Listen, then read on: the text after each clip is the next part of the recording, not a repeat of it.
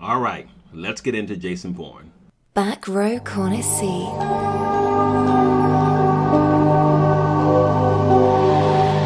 Movie reviews from the far side. So Paul Greengrass is back, and he brings us the next installment of the Jason Bourne franchise, Jason Bourne. The film stars, of course, Matt Damon, Alicia Vikander, Tommy Lee Jones, and Julia Stiles. And in this film, Jason is off the map. He's completely off the grid. He wants nothing to do with Treadstone or any of it anymore. He is done. But he finds himself being pulled right back into the center of things when he finds out that someone has some information about how his father was actually killed. He's going to find out who this is and exact revenge. I really enjoyed this movie. I thought that the movie did have some problems, but I really did enjoy this movie. So kind of let's talk about some of the issues I did have with the film first, and then we'll wrap up by talking about some of the things that I really did like about the film. One of the things I was hoping for in this movie was really a fresher take on things. I mean, thematically, it was the same as all of the Jason Bourne movies. Jason Bourne is looking for something. Jason Bourne has found out something. Oh no, Jason Bourne has found out something. We must take him out at all costs. And people are trying to stop him from finding the thing that he's looking for. It is the same theme throughout all of the Jason Bourne movies. And I was kind of hoping for something a little bit fresher, something a little bit different in this movie, but it doesn't give us that. Thematically, it is the same as all of the other Bourne movies, and that was a little bit disappointing for me. Now, they do introduce something here that's a little bit interesting in that there is a subplot running through this movie that's enjoyable to me. I was invested in the subplot, but it's a little bit strange in the sense that I'm not really sure what it has to do with what it is that Bourne is trying to accomplish. And actually, I can safely say that it appears to have nothing to do with what Bourne is trying to accomplish. But I will say this, the way that it is done, it is woven into the story so tightly that while it's not necessarily pertinent to Bourne's mission, it is part of what makes the movie work. So you couldn't really just kind of take this out and set it over there and say we're going to just focus on what Bourne is trying to do, because then the movie would not have been as good as it was. It would not have made a whole bunch of sense. And that's strange to say because I'm still saying that it's not pertinent to what Bourne is trying to do, but it does work cohesively with the whole movie.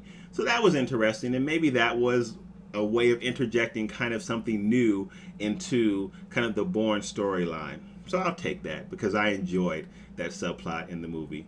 Another issue I had with the film was the antagonist of Bourne. You know, one of the things that I really like that Paul Greengrass does is he really gives us these visceral, really engaging and kind of raw, high impact fight scenes.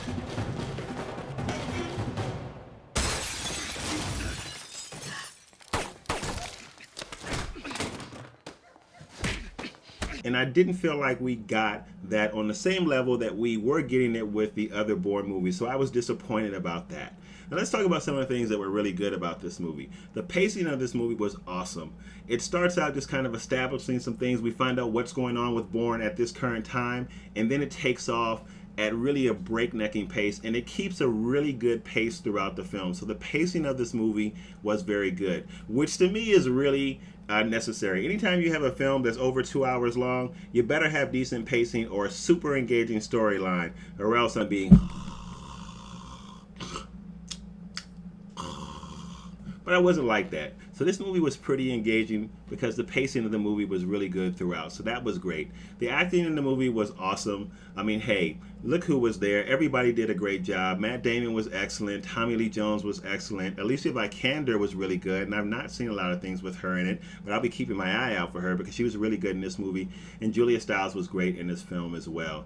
I thought that the film was fairly well written. It was entertaining enough. The storyline was not as engaging as some of the other Bourne films, but I think that it is challenging to keep the Bourne film storylines topping the one before it just because of the theme of how the Bourne movies go.